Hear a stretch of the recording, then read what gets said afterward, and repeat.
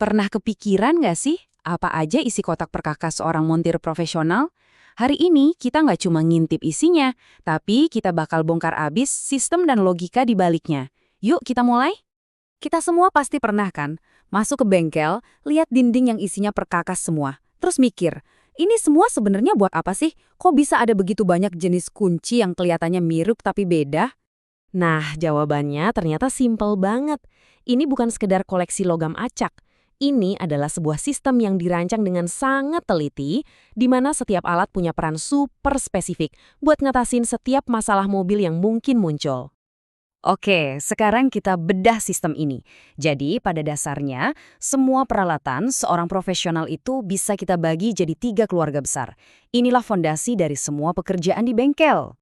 Ini dia 3 keluarga perkakasnya. Pertama, ada peralatan umum. Ini isinya perkakas tangan dan yang pakai tenaga. Terus ada peralatan bengkel. Ini nih para pekerja beratnya. Dan yang terakhir, peralatan servis khusus.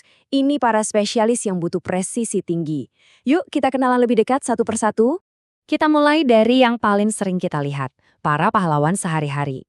Ini adalah peralatan yang kita pegang langsung, yang jadi dasar dari hampir semua pekerjaan otomotif.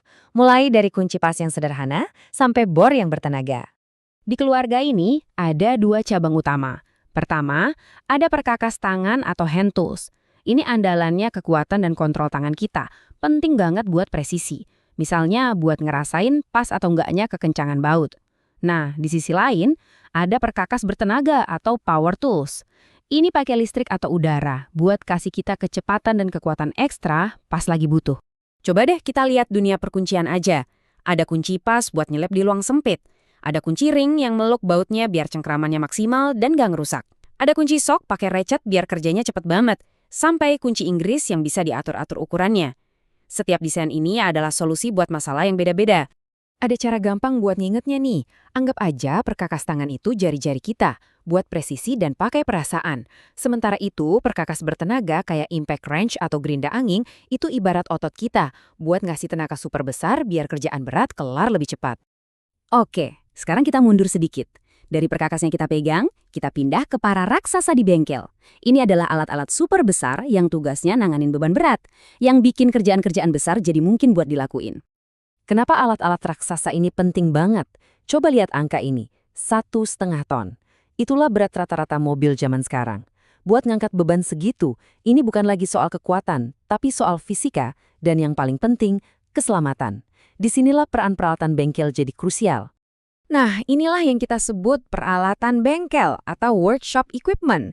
Misi utamanya menopang, mengangkat, dan mindahin komponen kendaraan yang berat-berat.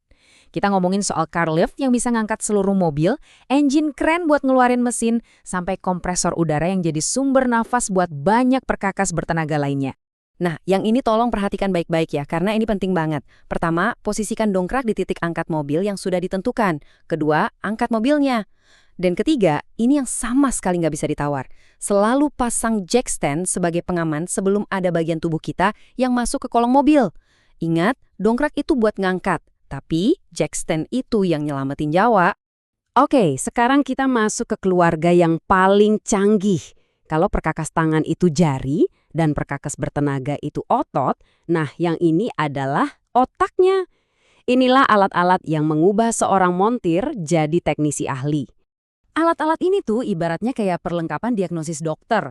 Fungsinya bukan buat ngasih tenaga, tapi buat melihat, mengukur, dan mendiagnosis masalah yang tersembunyi di dalam sistem mobil yang rumit, mulai dari mesin sampai kelistrikannya.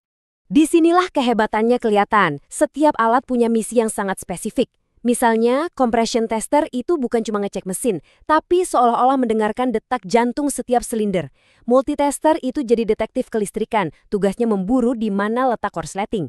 Dan gas analyzer menganalisis napas mobil, semuanya tentang mendapatkan data yang akurat buat diagnosis yang sempurna. Kita udah lihat begitu banyak peralatan canggih dari tadi. Tapi sekarang, kita akan bahas satu alat yang paling penting dari semuanya.